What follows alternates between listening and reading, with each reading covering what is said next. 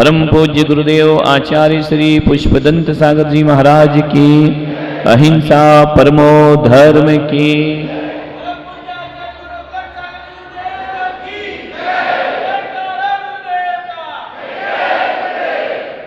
प्यारी प्यारी भव्यात्माओं,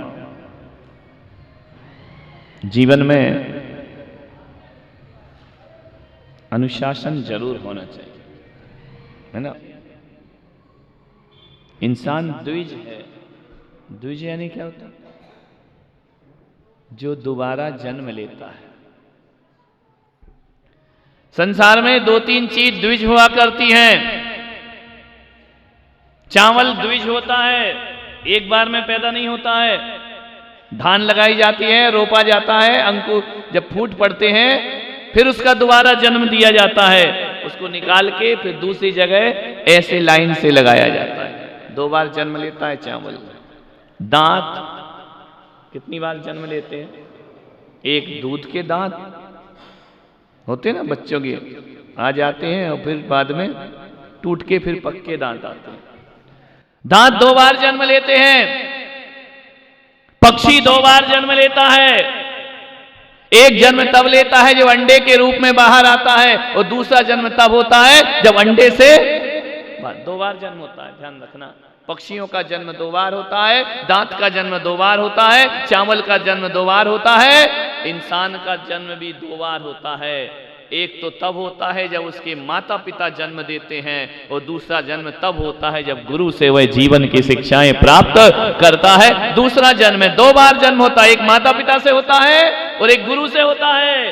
विचार करना, सन्यासी के भी दो बार जन्म हुआ करते हैं। एक वो होते हैं जो माँ बाप दिया करते हैं, एक वो है जो आचार्य हमें प्रदान किया करते हैं। वह दूसरा जन्म, हम लोग घर में रहे 20 साल 22 साल जो भी रहे, एक बात याद रखना, घर में हमें जन्म दिया था माँ बाप ने, उनने हमारा कोई नाम रखा था, उन्होंने हमारा कोई गांव का नाम रखा था, उन्होंने नाम कुछ और रखा था। घर में थे, उन्होंने भेष कुछ और दिया था, उन्होंने परिवेश कुछ और दिया था। लेकिन एक बात याद रखना, जब आचार्य पुष्पदंत सागर जी के चरणों में सर रखा, उन्होंने दूसरा जन्म दिया। पिछला नाम मिटा दिया, पिछला गांव मिटा दिया, पिछली ड्रेस मिटा दी, सब कुछ बदल दिया।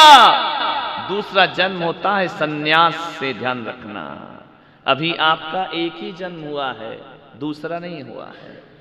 जो दूसरा जन्म ले लेते हैं उन्हें फिर 84 लाख योनियों में जन्म नहीं लेना पड़ता है। वो जो एक ही जन्म में लेते हैं वह जन्म जन्म भटका करते हैं। आपसे मेरा निवेदन है, मर के दूसरा जन्म होना अलग बात है, जीते जी दूसरा जन्म होना।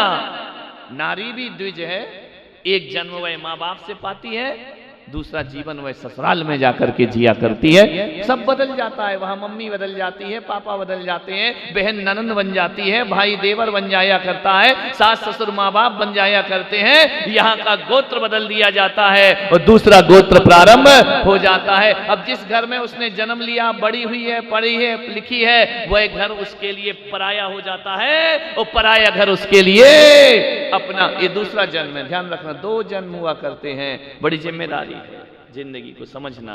दो बार जन्म होता है, जीते जी दूसरा जन्म ले लेना ये बहुत कठिन। मर के लेना ये तो आसान काम है, जीते जी दूसरा जन्म। जिंदा है और दूसरा जन्म, हमने किसी का एक्सीडेंट हो जाता है ना, मृत्यु के क्षण आ जाते हैं, बच जाता है, हम कहते हैं इसका दूसरा जन्म हो गया। ध्यान रखना, विचार करिए, दोबारा जन्म लेना। एक जन्म होता है संसार से और एक जन्म होता है संस्कार से। मैं आपसे निवेदन करूं, अपने बेटे को सब कुछ देना, मकान देना, बंगला देना, टीवी देना, बीवी देना, रुपया देना, पैसा देना, महंगी से महंगी कार देना। कार दे पाओ या ना दे पाओ, अपने बच्चे को संस्कार जरूर देना। ध्यान रखिए, यदि संस्कार है तो कारों की। आज मैं सुबह सुबह वहां से आ रहा था, जीतू भाई वगैरह सब साथ में थे। इसने बताया कि महाराज ये कार मेरे बच्चे ने मुझे गिफ्ट दी है। ध्यान रखिए, बाप तो बच्चों को सब कुछ देता है, लेकिन बच्चा जब देने लगता है तो लगता है कि कार नहीं, हमने उसे संस्कार प्रदान किए हैं। इसी वजह से वह पिता को गिफ्ट देना बहुत बड़ी बात होती है।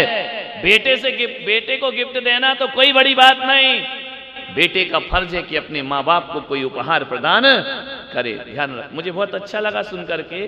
कार आर से कोई मतलब नहीं है, लेकिन उसकी भावनाएं, उसकी इच्छाएं, विदेश में रहने के बाद उसने अपने माँ बाप को एक कार गिफ्ट में दी। ध्यान रख, सोचना है आपको, ऐसे संस्कार बनाओ जीवन के। पुराना सब छूट जाता है दीक्षा लेने के बाद, भेष बदल जाता है, परिवेश बदल जाता है, देश बदल जाता है।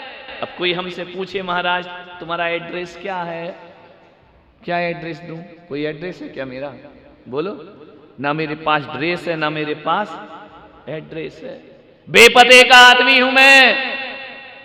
लेकिन एक बात याद रखना कि आदमी तो बेपते का हूं, लेकिन बात पते की करता हूं जो तुम्हारे जीवन में बहुत काम आएगी। मेरा कोई एड्रेस नहीं है, लेकिन परमात्मा का एड्रेस दिया करता हूं।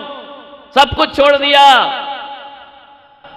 एक बच्ची आई थी अभी ऊपर, मैंने कहा बेटा घर छोड़ दे, सन्यास ले ले। बोले बड़ा कठिन है आपका मार्ग। मैंने कहा क्या कठिन है? क्या कठिन क्या? मुझे समझ नहीं आता किस चीज। जितने संघर्ष ग्रस्त के जीवन में है ना, उतने साधु के जीवन में संघर्ष नहीं होते हैं। क्या कठिन है? अरे साधु बन जाओगे, सन्यास ले लोगे।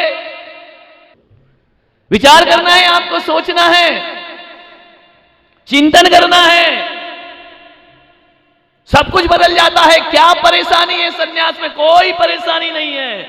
एक बात बताओ, एक घर में रहोगे तो एक घर में रोटी खाओगे, महाराज बन गए तो बोलो फायदा या नुकसान? ईमानदारी से बता। अभी 4-5 चौके इंतजार कर रहे हैं मेरा। जिसके घर नहीं जाओ वही रोने लगेगा। मैं जिसके घर नहीं जाऊं वो रोता है, और घर में रहो तो रो रो के मांगना पड़ता है। कौन सी जिंदगी अच्छी है? विचार करिए। जिसके घर आहार ना हो उसको दुख होता है, उसका मन दुखता है। विचार करो क्या क्या क्या नुकसान है यहाँ बताइए। घर में थाली में कितनी कटोरी रहती है? ईमानदार।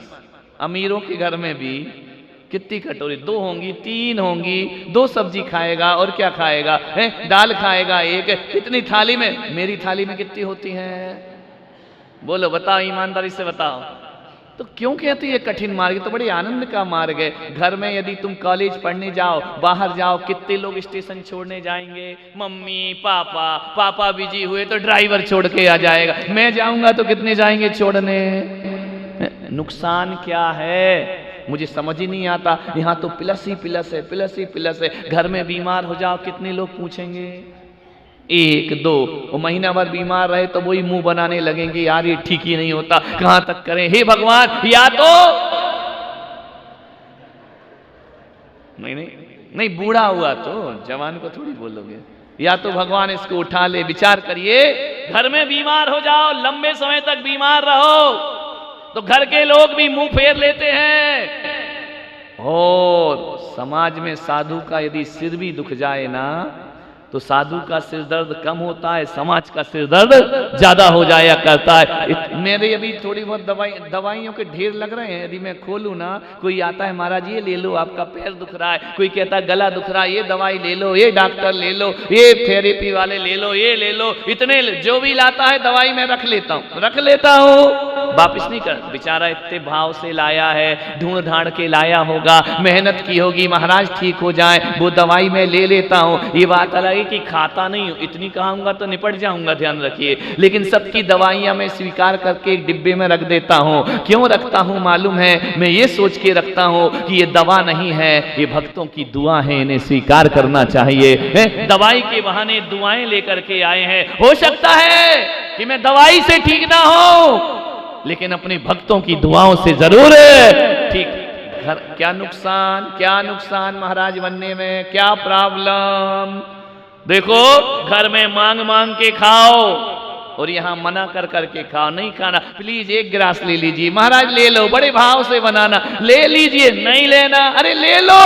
आज तो कुछ लिया ही नहीं महाराज। अरे लिया नहीं तो क्या कर रहे थे वहां घंटा भर खड़े होकर? विचार करिए, सोचिए। इससे अच्छा जीवन का मैं तो भगवान से ही कहता हूं, भगवान हर जन्म में जैन धर्म मिले, हर जन्म में मुनि बनूं। जब तक मोक्ष की प्राप्ति ना हो, हर जन्म में मुनि दीक्षा मिलना चाहिए। ऐसी भावनाएं रखो। क्या परेशानी है? विचार करिए। बूढ़े बूढ़े बड़े बड़े, हे महाराज हे महाराज, ये अपने बेटे की नहीं सुने, वो हमारी सुनते हैं।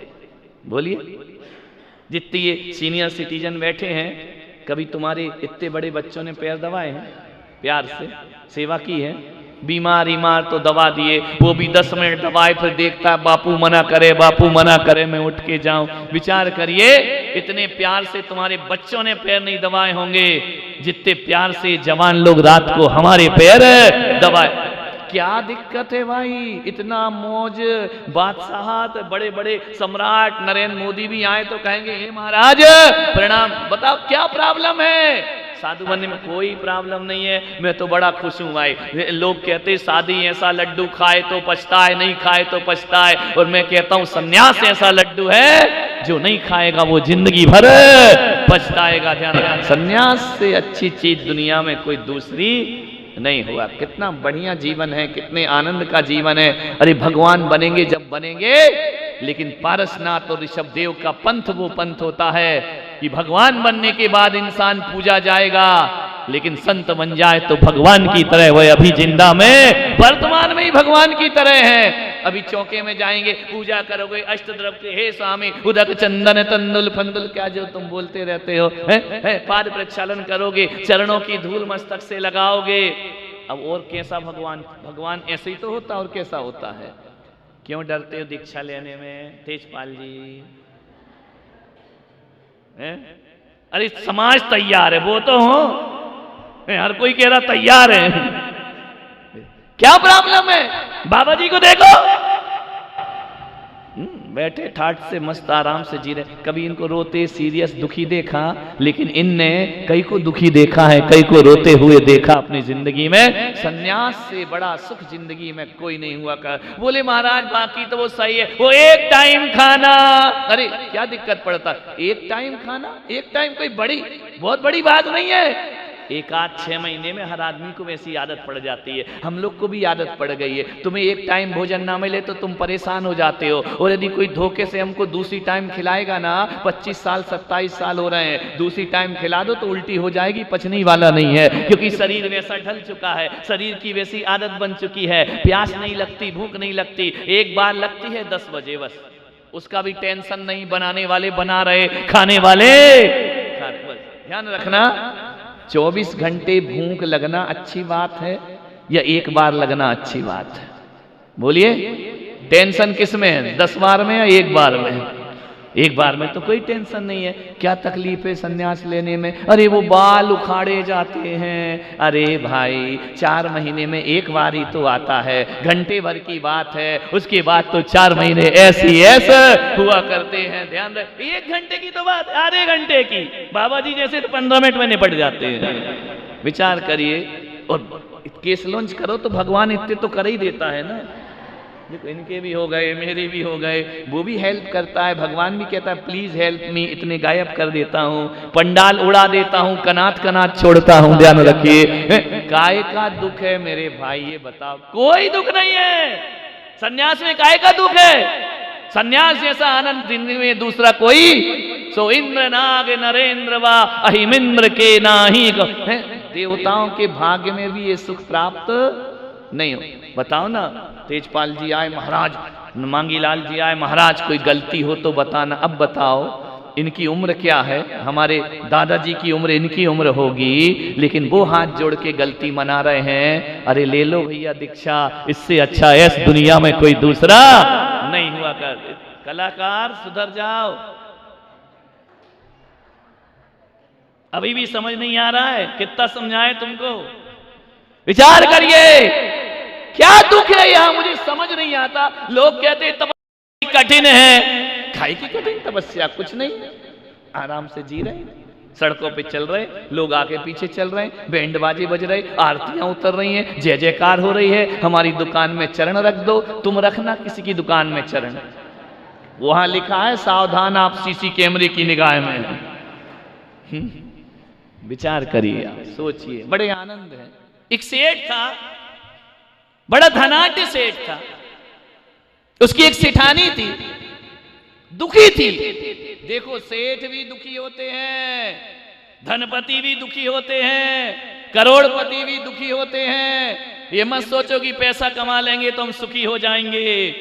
मोदी जी प्रधानमंत्री बन गए, लेकिन विपक्ष आज भी उनको दुखी तो सब, सुखी कोई नहीं। हुक्मी चंद काय का सुख, कोई सुख है क्या? मान रहे हो अलग बात है, लेकिन काय का सुख है संसार में? मुकेश कोठारी, समझ आ रही बात? तो चलो अपन इसको स्टेज में, हम 3 या तुम 1000, यहां भी तो बैठे हैं 20-25 विचार। सोचना है आपको,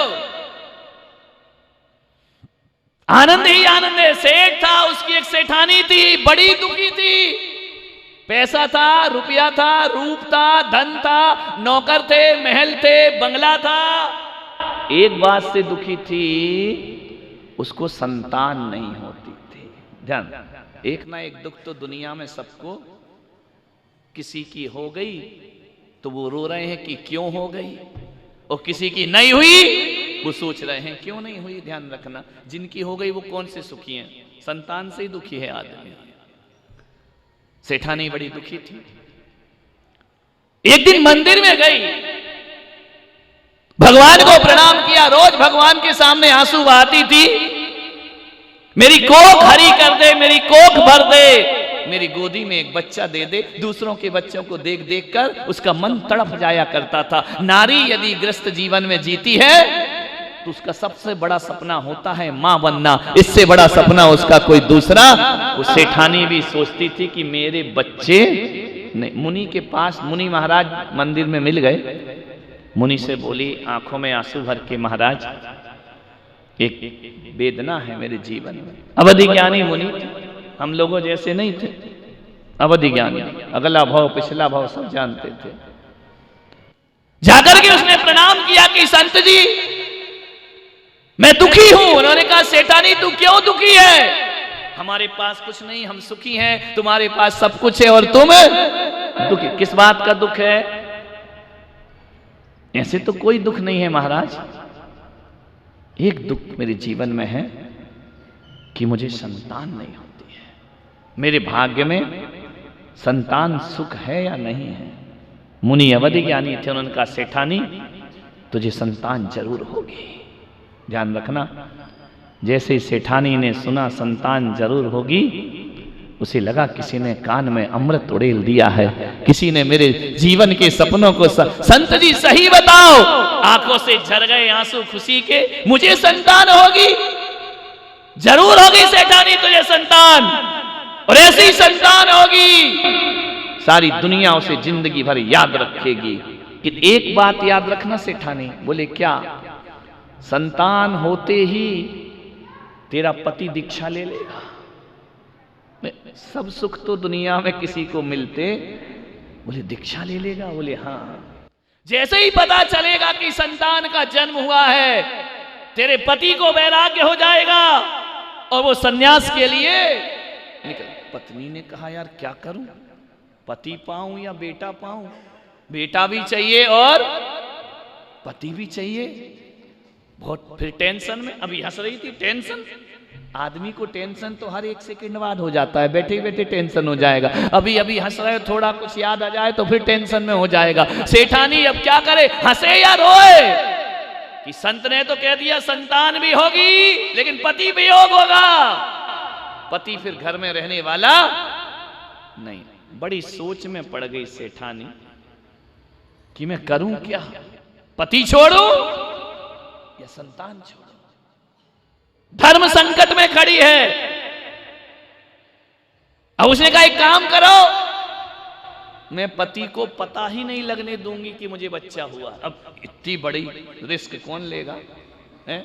लेकिन जब आदमी की बुद्धि घूमती है ना, अब जो होना है वो तो होके ही रहता है। जब आदमी की बुद्धि घूमती है सत्य दूर हो जाता है। उसने कहा ठीक है। सेठ से कहा सेठानी ने कि मैं कुछ दिनों के लिए किसी से मिलना नहीं चाहती। मिलना नहीं चाहती? तुझे क्या हो गया? तू तो बड़ी मिलनसार थी, तो बड़ी आनंदित थी, सबसे हंस के बोलती थी, क्या हो गया तुझे? बोले नहीं, मुझे वैद्य जी ने मना किया है कि कुछ दिन किसी से मिलना नहीं है। हुआ यही, सेठानी तलघर में चली गई। तलघर जानते, बेसमेंट यहां भी बना है ना, मैं वहां रहूंगी और मैं किसी से कुछ दिन मिलूंगी नहीं। सेठ ने कहा ठीक है भाई।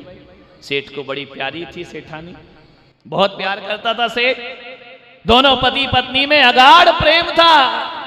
दोनों पति पत्नी में ऐसा लगता था कि 7 जन्मों से उनके बंधन चले आ रहे, एक दूसरे के बिना रहते नहीं थे। लेकिन सेठानी ने कहा सेठ जी कुछ दिन मैं आपसे मिलूंगी नहीं। सेठानी गर्भवती हो गई, तलघर में चली गई। समय बीता, वक्त बीता, कब तक चोरी छिप करके रहेगी। सेठ जी कहीं व्यापार के लिए बाहर गए, बाहर से लौट रहे थे। क्या देखते हैं वो कि उस नदी में, तालाब में एक उनकी सेठानी की दासी कपड़े धो रही है। सेठ ने देखा ये रुधिर वाले वस्त्र क्यों धो रही है। सेठ जी ने दासी को बुलाया कि इधर आओ, ये क्या कर रही हो। दासी तो दासी होती है, इनाम के लालच में, उपहार के लालच में, बधाई के लालच में। उसने कहा कि सेठ जी आपको नहीं मालूम, आप बाहर गए हुए थे। बोले क्या हुआ।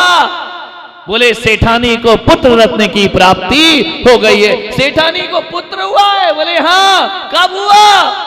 बोले आज ही हुआ है। सेठ ने कहा कि अब सेठानी को पुत्र हुआ और इतनी बड़ी खबर, इतनी बड़ी खुशी इस सेठानी ने मुझे नहीं बताई, जो मेरे बिना रहती नहीं थी, मेरे बिना जीती नहीं थी, हर बात मुझसे शेयर करती थी।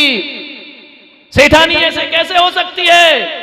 घर गया, पता चला कि पुत्र हुआ है।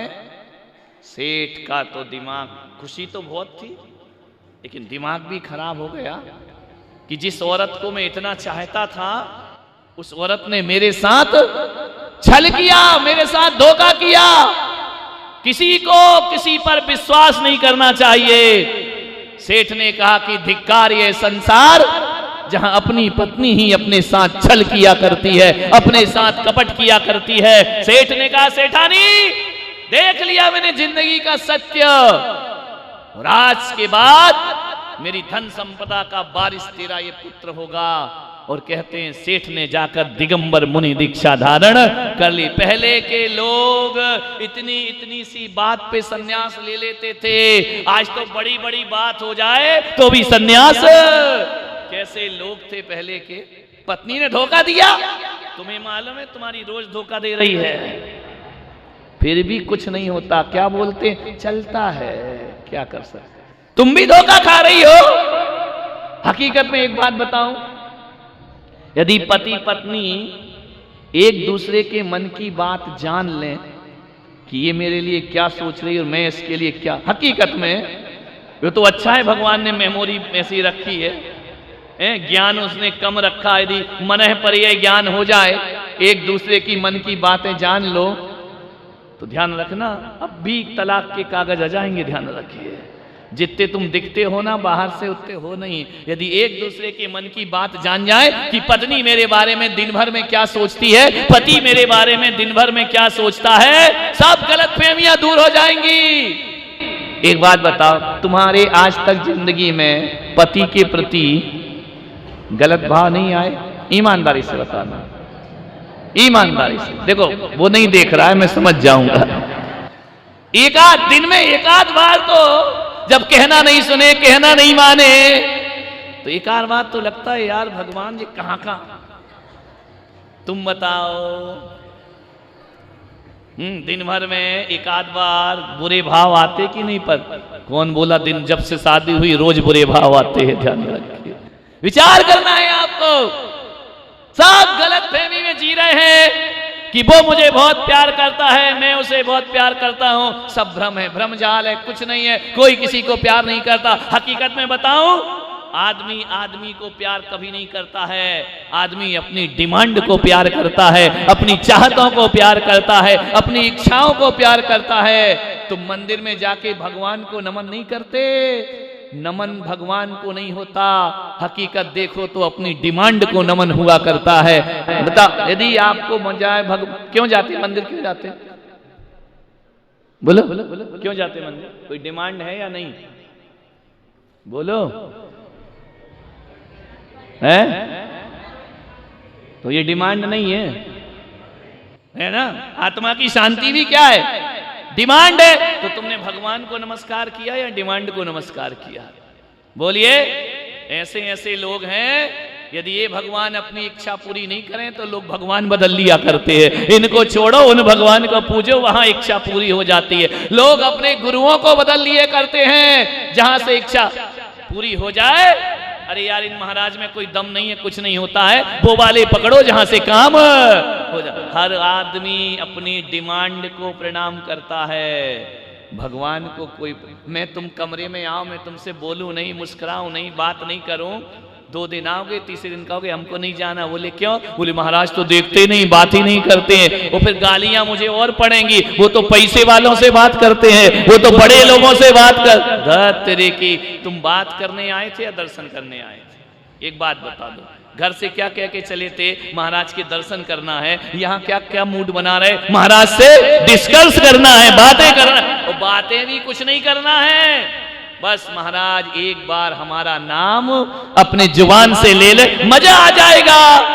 आदमी अपनी डिमांड को ही करता। कई लोगों के यहाँ आहार होते हैं ना, जिस चौके में मैं नहीं जाऊं, महाराज तो आए नहीं, गुस्सा हो जाता है, नाराज हो जाता है, दुखी हो जाता है। मैंने कहा क्यों दुखी हो रहा? 25 साल से आपके भक्त हैं, आप हमारे चौके में नहीं आए। तेरे की बड़े एहसान दिखा रहा, दादागिरी दिखा रहा है। सोचिए, विचार करना है आपको। आदमी अपनी डिमांड के अलावा किसी को प्रणाम नहीं करता है। क्या सोचते हो कि पति तुमको चाहता है? तुम क्या सोचती हो कि पत्नी तुमको चाहती है? नहीं, कोई किसी को नहीं चाहता है। हर व्यक्ति अपनी चाहतों को चाहा करता है। जब तक चाहत पूर्ति करते जाओगे तब तक रिश्ता बना रहेगा, और जिस दिन चाहत पूर्ति नहीं करी उस दिन आई एम सेपरेट, तलाक की तैयारी शुरू, आओ अदालत में मिलेंगे। ध्यान रखना, विचार करना। कोई किसी को प्यार नहीं करता, हर आदमी अपनी इच्छाओं को प्यार करता है। ध्यान रखना, इच्छा पूर्ति करो, प्यार बना रहेगा। ध्यान रखना, चाहतों को प्यार करता है आदमी, इच्छाओं को प्यार करता है। इंसान कभी इंसान को प्यार बोलता जरूर है, तुम मेरी जान। अरे काहे की जान? जान लेने पे तुली और कह रही तुम मेरी जान। विचार करना है, चाहतों को आदमी प्यार करता है।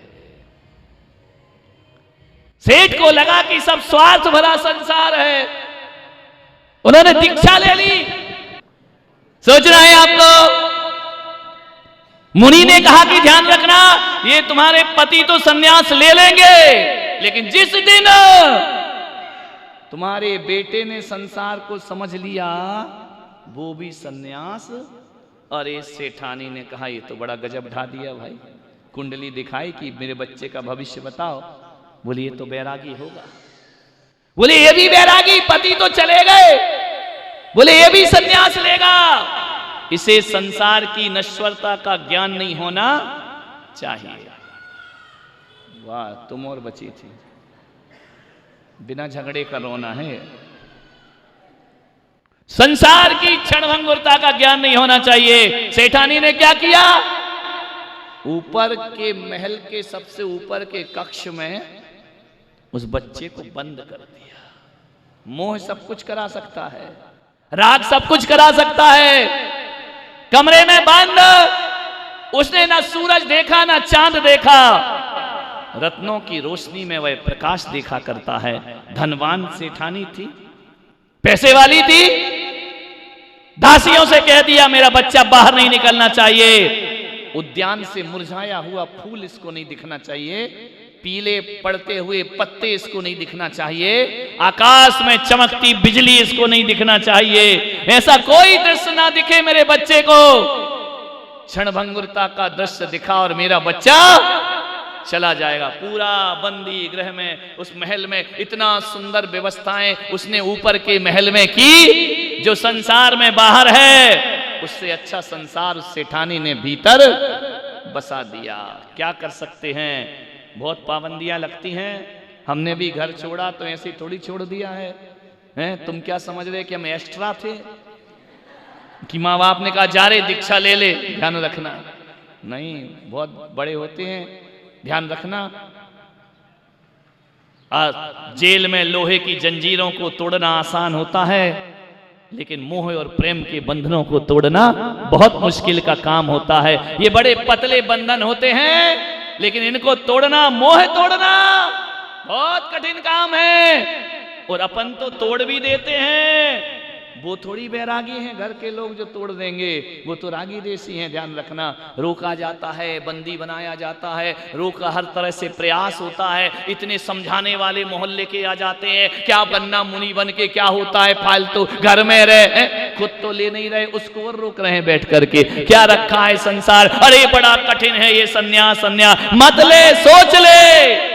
एक सन्यासी बने, पहले के जमाने में एक दीक्षा लेता था तो उसके साथ हजारों दीक्षा ले लेते थे। आज ये है, एक दीक्षा ले 1000 वकील खड़े हो जाते, मत ले। क्या रखा है, मोक्ष मोक्ष होना है, सब महाराजों का हमने देख रखा है, कोई मतलब नहीं है, बेकार मत कर, सोच ले। इतना टॉर्चर करेंगे उसको कि कैसे भी उसका बैराग कैंसिल हो जाए। हमने नहीं ली तो तुम कैसे ले सकते हो। रानी सेठानी ने कहा, कोई भी वैराग्य का दृश्य नहीं दिखना चाहिए। इतने नाजों से पाला बच्चों को, एक ही बेटा था, जो कहे वो चीज उसे प्रस्तुत कर दी जाती थी। एक दिन क्या हुआ, उस राजधानी में एक रत्न कंबल बेचने वाला आया। रत्नों से जड़ा हुआ कंबल था, वह बेचने आया। राजा के सामने पेश किया कि महाराज ऐसे कंबल दुनिया में कहीं नहीं मिलेंगे, ये रत्नों के कंबल हैं, आप खरीद लीजिए। राजा ने देखा कंबल बहुत सुंदर थे, लेकिन राजा ने कहा कि इसकी कीमत बहुत ज्यादा है। बोले आप तो सम्राट हैं, आप तो राजा हैं। राजा न्यायप्रिय होते थे पहले के। मैं सम्राट भले हूं, लेकिन मेरे खजाने में यदि पैसे हैं ना, वो मेरे नहीं, मेरी प्रजा के पैसे हैं, और प्रजा के पैसों को मैं ऐश्वर्य में खर्च नहीं कर सकता हूं। जाओ, हमको नहीं लेना है। आजकल के राजा नहीं थे कि राम राम जपना और पराया माल अपना, ऐसे नहीं थे। पहले के राजा न्यायप्रिय होते थे, टैक्स का पैसा आया है, मैं इसे व्यर्थ में बर्बाद नहीं करूंगा, मेरे पास जो कपड़े हैं मैं उसमें जीवन जी लूंगा। अरे जितने में रत्न कंबल खरीदूंगा उतने में एक प्रजा का, एक नागरिक के मैं घर को खुशहाल। क्या सोच थी पहले के राजाओं में, चक्रवर्तियों में, क्या सोच थी और आज क्या है, विचार करिए। राजा ने कहा हमें नहीं चाहिए कंबल, वापिस ले जाओ।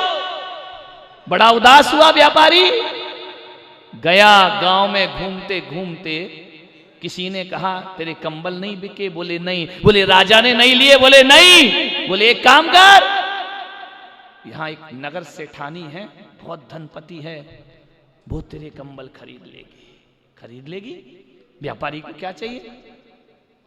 गया सेठानी के पास, सेठानी बहुत सुंदर कंबल लाया हूं। सेठानी ने देखा ऐसे कंबल तो मैंने जिंदगी में कभी, दी स्वर्ण मुद्राएं, कंबल ले लिया। कंबल ले जाकर अपने बच्चे को कहा इस रत्न कंबल में विश्राम किया कर, इसे ओढ़ा कर। एक दिन ओढ़ा बच्चे ने, उसने कहा मां ये चुभता है, मैं ये नहीं ओढ़ सकता हूं। मां ने कहा कोई बात नहीं। कंबल उठाया, मां ने कैंची मंगाई, उस रत्न कंबल की जो करोड़ों स्वर्ण मुद्राएं में लिया था, काट करके जूतियां बना दी। ध्यान रखिए कितना धनवान घर में वह पैदा हुआ, जो राजा कंबल नहीं खरीद सका, उसकी मां ने उसे जूतियां बनाकर उसके पैरों में पहना दी। पैरों में जूतियां पहना दी रत्न कंबल की। किस्मत वही होती है जो होना है, तुम लाख दीवारें खड़ी कर लो, जिसके साथ जो होना है वो होके रहता है। मालूम है क्या हुआ? वो जूती एक दिन छत पर पड़ी थी, एक चील आई उड़ते हुए, लाल जूती, मांस समझी, जूती उठाई, उड़ गई आकाश में, ले गई वह कीमती जूती उठा करके। लेकिन जब चील को पता चला कि ये तो जूती नहीं है, उड़ते उड़ते उसने जूती छोड़ दी। जैसे जूती छूटी, राजा के महल में जाकर के जूती गिरी। राजा ने देखा, अरे क्या है ये इतनी सुंदर जूतियां? कौन धनपति है इस संसार में जो इतनी सुंदर जूतियां पहना करता है? पता चला ये वही कंबल है महाराज जिसे तुम खरीद नहीं सके। किसी ने उसकी जूतियां बना करके कंबल को काट के रख दिया। राजा ने कहा, ऐसा कौन है, ऐसा कौन धनपति है जो करोड़ों के कंबल खरीद कर जूतियां बनाता है?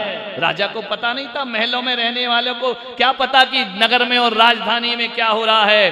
राजा ने कहा, पता करूंगा कौन है ऐसा धनवान।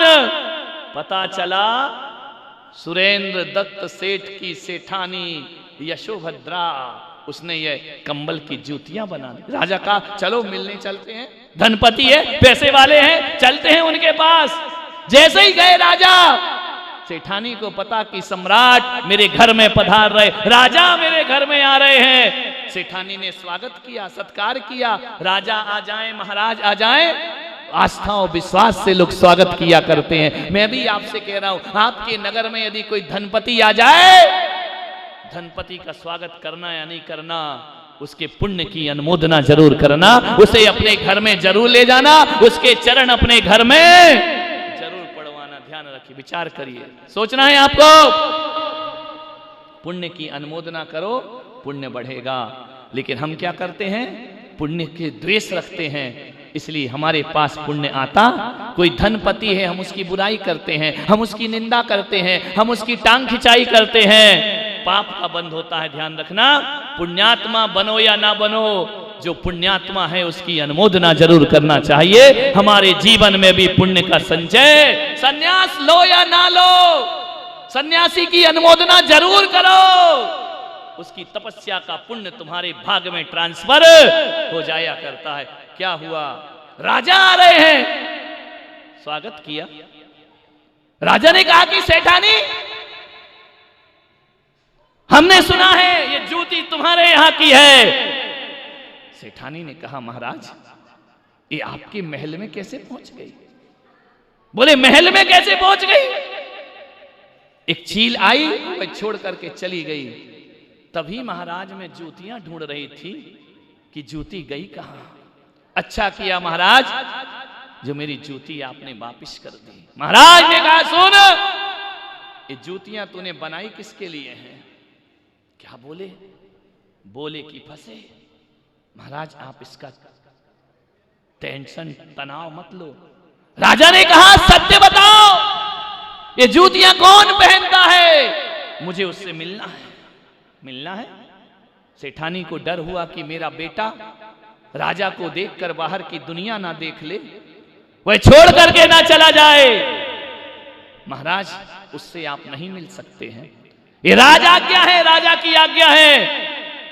नहीं मिलने दोगी सेठानी तो तुम्हें दंड दिया जाएगा। दंड दिया जाएगा? चलो तुमको मिला देती हूं। ले गई ऊपर महल में, पुत्र से मिलाने के लिए दीपक से आरती उतारी, उसके ऊपर सरसों अक्षत का छेपण किया, राजा के स्वागत किया, बिठाया। महाराज भोजन करिए। राजा देख करके रह गया, इतना सुंदर बालक, इतना खूबसूरत, इतना सौंदर्य का धनी, घुंघराले केस, उन्नत ललाट, गुलाब की पंखड़ियों जैसे ओंठ, हाथ पैर बिल्कुल नाजुक। महाराज ने कहा कि ये पुत्र तुम्हारा है सेठानी? हाँ महाराज, ये मेरा पुत्र है।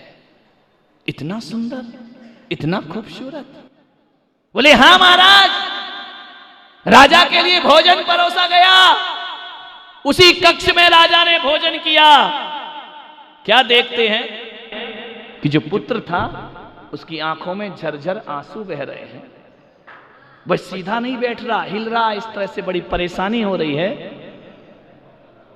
विचार करिए। राजा ने पूछा कि सेठानी, ये तुम्हारा पुत्र रो क्यों रहा है? ये सीधा क्यों नहीं बैठता? इसको कोई तकलीफ है क्या? और एक बात बताओ सेठानी, ये भोजन मुंह में लेके थूकता क्यों है? ये खाता नहीं है क्या भोजन? इतना सुंदर है। और उसने कहा महाराज, ये मेरा बेटा है, बड़ी नाजों से पला है। मैंने दीपक से आपकी आरती उतारी है ना, तो मेरे बच्चे को ये रोशनी बर्दाश्त नहीं हो रही आंखों में, इसलिए उसकी आंखों में झरझर आंसू। इसने आज तक दीपक नहीं देखा है, ये तो रत्नों के प्रकाश में पला है, इतनी तेज जलती हुई ज्योति ये बर्दाश्त नहीं कर पा रहा है, इसलिए इसके आंखों में आंसू आ रहे हैं ज्योति देख करके। ये बेटा क्या करेगा अपनी जिंदगी में? क्या करूं महाराज, ऐसे ही संतान है, ऐसे ही पाला है मैंने। बोले राम सेठानी, जरा ये बताओ ये हिल क्यों रहा है? बोले मैंने आपके ऊपर सरसों रक्षक छिड़का है ना, वो इसकी आसन पे चला गया है एक दाना, जो इस बच्चे को चुभ रहा है, वो बर्दाश्त नहीं कर पा रहा है, वह तकलीफ में है, वह कष्ट में है। महाराज ये नहीं बैठ पाएगा सीधा। राजा ने कहा इसे सरसों का दाना चुभता है? बोले हाँ। अच्छा एक बात और बताओ सेठानी, ये खा क्यों नहीं रहा, थूक क्यों रहा है?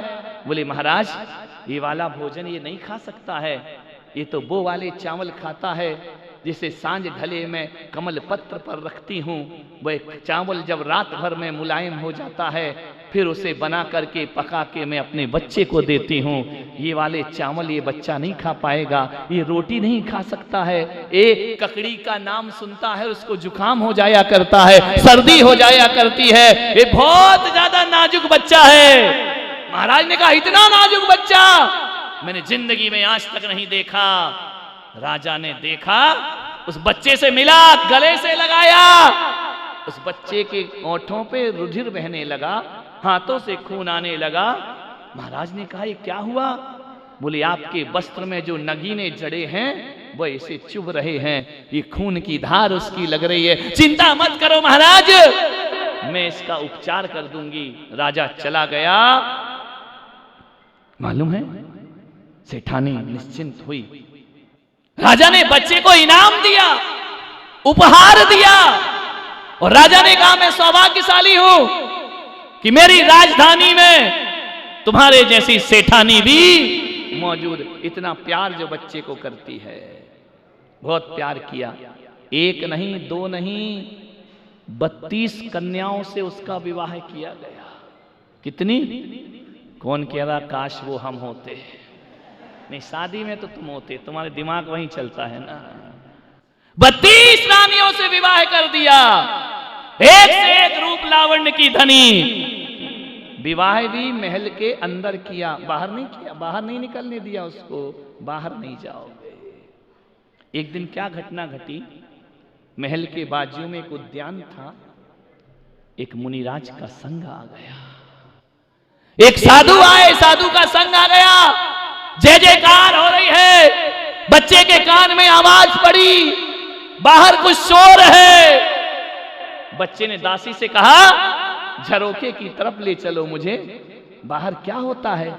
बोले नहीं राजकुमार, तुम झरोखे में मत जाओ, हमारी जिंदगी दांव पे लगी है तुम पर। दासियों ने पकड़ लिया, लेकिन उसने कहा नहीं, आज तो मैं देखूंगा कि बाहर क्या हुआ करता है। हाथ छुड़ाकर दौड़ा दौड़ा भागा छत पर, क्या देखता है कि बाजू में मुनि महाराज बैठे हुए हैं। पहली बार सूरज का प्रकाश देखा, पहली बार उसने वृक्ष देखे, पहली बार बाहर की दुनिया देखी। दासी से पूछा ये कौन है? दासी ने कहा अंदर चलो। सेठानी आ गई, दासियों से कहा कि तुम पर पाबंदी थी, बच्चा बाहर कैसे आया? मां देखो ये कौन बैठे हैं। कौन थे मालूम है? ये उसके वही पिता थे जो उसे छोड़ करके दिगंबर मुनि बन जाया करते हैं। सेठानी ने कहा चलो ये पागल है, पागल। मोह सब कुछ कहलाता है, ये पागल हो गए हैं, बिना कपड़े के घूमते हैं, तू अंदर चल। ये क्यों हो गया मां पागल?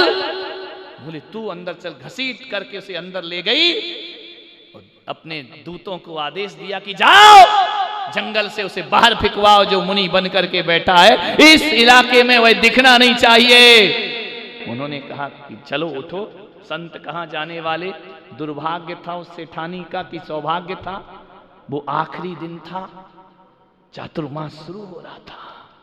मुनि ने कहा, सेठानी रोते रोते गई, तुम चले गए तो चले गए, मेरे बच्चे को बचने दो, तुम यहां से चले जाओ। सेठानी, हम तो यहां से नहीं जा सकते हैं, हमने तो इसी जंगल में चातुर्मास स्थापित किया है, यही उद्यान में 4 महीने हम यहां से जा नहीं सकते हैं। उन्होंने कहा कि ठीक है, नहीं जाओगे तो मत जाओ, लेकिन मेरे बच्चों की नजरों में नहीं आना कभी जिंदगी में। मैं तुम्हारे लिए ऐसी गुफा बना देती हूं, 4 महीने उसमें ही रहना, बाहर नहीं निकलना। मुनि ने कहा तुम कुछ भी करो, 4 महीने तो हमारा यही चतुर्मास होगा। पहले समाज तो थी नहीं कि नारियल चढ़ाए, फिर पीछे लगे, गुरु से आज्ञा ले, यहाँ जाए, ये सब नाटंकी पहले नहीं चला करती थी। पहले किसी को पता ही नहीं रहता था कहाँ चतुर्मास से कब क्या हो रहा। अब तो बड़े पोस्टर लगाओ, बड़ा होर्डिंग लगाओ, बड़ा प्रचार करो, टीवी में दो। पहले ये सब थोड़ी होता था, कुछ नहीं। महाराज को जहाँ चौमासा करना है, आज तो नारियल नहीं चढ़ाए तो महाराज तुम्हारे मंदिर में नहीं आ सकते हैं। बोले क्यों? बोले आए क्यों, हमने नारियल चढ़ाया था क्या? हमको भी वीजा बनवाना पड़ता है मेरे भाई, बिना उसके हमारी एंट्री नहीं। पहले ये सब व्यवस्थाएं नहीं थी, संत कहीं भी जा सकता है और संत कहीं भी आ सकता है। यही हुआ, उन्होंने चातुर्मास की स्थापना कर ली। अब इसके अंदर 4 महीने द्वंद्व चल रहा है। बाहर नंगा कौन बैठा है? मां वो कपड़े क्यों नहीं पहनता है? मां ने कहा तू चुप कर, उसकी बात मत कर, उसका दिमाग खराब है। थोड़े दिन बहलता, मां वो वहीं बैठा है, मुझे देखना है उसको। नहीं देखना है, चला गया वो, अब नहीं है वहां पर। साधु ने 4 महीने का मौन ले लिया, मौन रहकर साधना करने लगे। दीपावली का दिन आया, चातुर्मास विसर्जन का दिन आया। सुबह उठ करके भक्ति पाठ करते हैं। आज हमको बिहार कर जाना है इस उद्यान से। सुबह उठ करके सामायिक प्रतिक्रमण भक्ति पाठ करते हैं। उठ गया बेटा, उसके कान में आवाज गई, 24 तीर्थंकरों के नाम का स्मरण। उसने कहा जरूर कुछ तो है, ये मां गड़बड़ करती है। दीपावली पे चतुर्मास विसर्जन किया। कल हमारा विहार होगा, मेरा नहीं, मैं तो हूं अभी यहां। उस रात ना जाने उसे क्या हुआ बेटे को। उसने कहा कि जाकर मिलूंगा, देखूंगा वो है कौन, जाऊं कैसे, महल बहुत ऊंचा है, पहरे लगे हुए हैं सब तरफ, कुछ नहीं दिखा उसे। मां की साड़ी लेता है, खिड़की से बांधता है और साड़ी के सहारे नीचे, और जैसे नीचे उतरता है ना, साड़ी की रगड़ लगती है, खून से लहू लुहान दोनों हाथ हो जाते हैं, रक्त रंजित दोनों हाथ हो जाते, खून की धारा बह रही है, उतरते जा रहा है, उतरते जा रहा है। पैर फंसे हैं साड़ी में, पैर छिल रहे हैं, हाथ छिल रहे हैं, मिलूंगा जरूर चाहे कुछ भी। जैसे ही गया, रात को 12 बजे उतर गया। जाकर के देखा मुनि ध्यान में बैठे हैं, चुपचाप बैठ गया बाजू में जाकर। प्रातः काल मुनि का मौन खुला, कौन हो तुम? बच्चे ने कहा ये बताओ, मैं जो भी हूं, तुम कौन हो? तुम इस उद्यान में 4 महीने से हो, तुम हो कौन? मुनि ने कहा कि बेटा मैं भी यही तलाशने निकला हूं कि मैं कौन हूं, कहां से आया हूं और मुझे कहां जाना है। मेरा कोई पता नहीं है बेटा, मैं कैसे बताऊं कि मैं कौन हूं? फिर आप कपड़े क्यों नहीं पहनते हैं? हम साधना करते हैं। किसकी साधना करते हो? परमात्मा बनने की साधना करते। ऐसे कोई परमात्मा बनता है? ऐसे कोई भगवान बनता है? भगवान कहाँ रहता है? बोले पहला भगवान तो हृदय में रहता है, दूसरा भगवान मोक्ष में विराजमान होता है। वो भगवान होते हैं। हाँ, मुझे भी भगवान बनना है। नहीं पुत्र, तुम भगवान बनोगे। ये तुम्हारे हाथ से रक्त की धारा क्यों बह रही है? बोले महाराज ये सब छोड़ो, मुझे भगवान बनाओ, मुझे अभी भगवान बनना है। मुनि ने कहा कि हमारे अब बिहार का समय, मैं भगवान बनना चाहता हूं। मालूम है उसी समय उस बच्चे ने केसों का लौंचन किया और भगवान बनने की यात्रा पर निकल गया। फेंक दिए पोट पर वस्त्र उतार करके फेंक दिए, रत्नों के वस्त्र उतार करके फेंक दिए, नग्न दिगंबर काया लेकर खड़े हो गए तपस्या करने। रात के अंधेरे में खड़े हैं। मालूम है कौन है? वो सुकमाल मुनि हुआ करते हैं जो कठोर तपस्चरण किया करते हैं। सोचिए, जैसे राई का दाना चुभ रहा था, जो दीपक का प्रकाश बर्दाश्त नहीं होता था, लहू लुहान वह सुकमाल मुनि उज्जैन की उस भूमि में, शमशान भूमि में आत्मा का ध्यान करने खड़े हो जाते हैं। मालूम है 3 दिन तक श्यालिनी पैर खाया करती थी। राई का दाना जिसके बिस्तर में चुभता था, श्यालिनी ने पैर खाए, गीदड़ तन भक्ति देखे, और मोक्ष के प्रेमी हमने कर्मों से लड़ते देखे। खड़े होकर घोर तपस्या करते हैं। उज्जैन जाओ, उज्जैनी नगरी, जहां सुकमाल मुनि ने कठोर तपस्चरण किया है। ऐसे सुकमाल लोग, ऐसे कमजोर लोग दीक्षा ले लेते हैं बांसवाड़ा के। तुम तो कमजोर नहीं हो ना?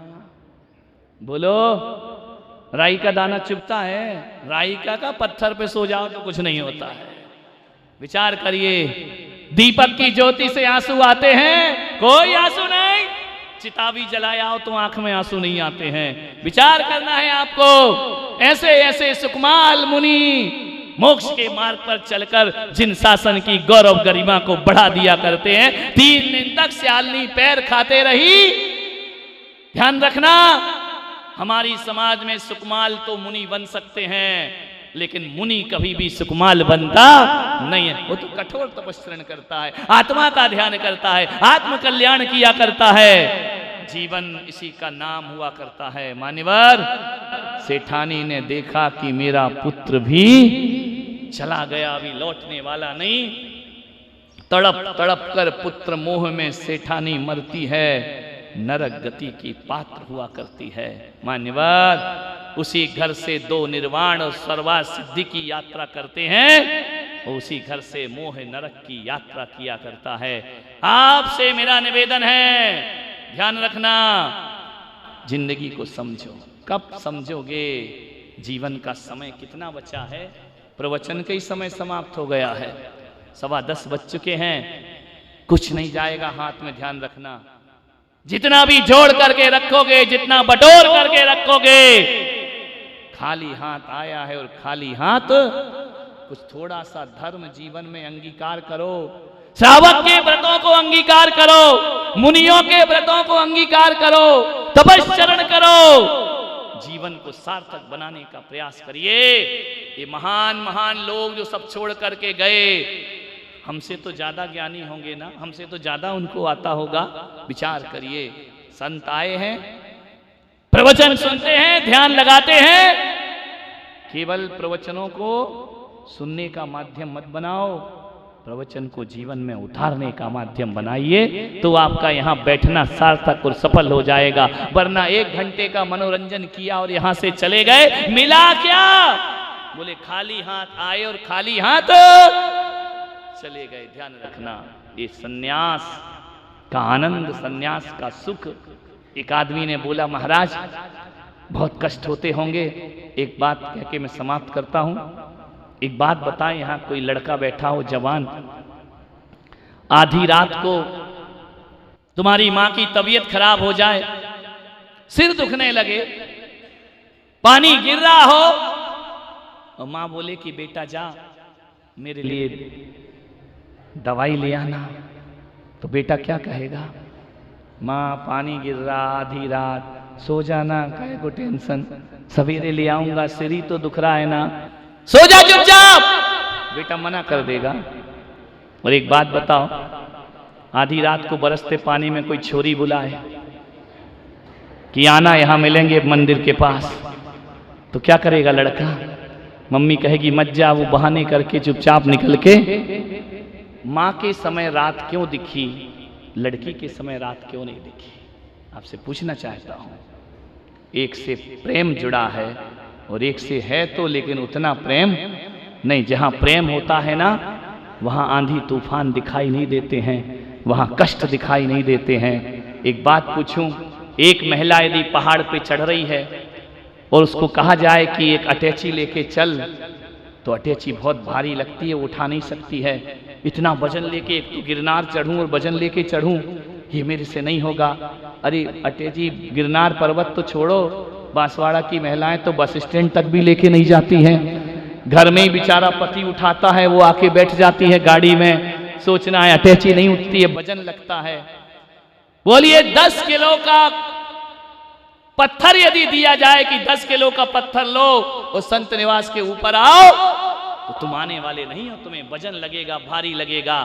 एक बात बता दो महिलाओं, 10 किलो का पत्थर उठाना तुम्हें भारी लगता है, पहाड़ों पे चढ़ने में आप पत्थर को फेंक देंगे, पत्थर भारी लगता है, लेकिन 10 किलो का बच्चा हो तो क्या करोगे? विचार करिए।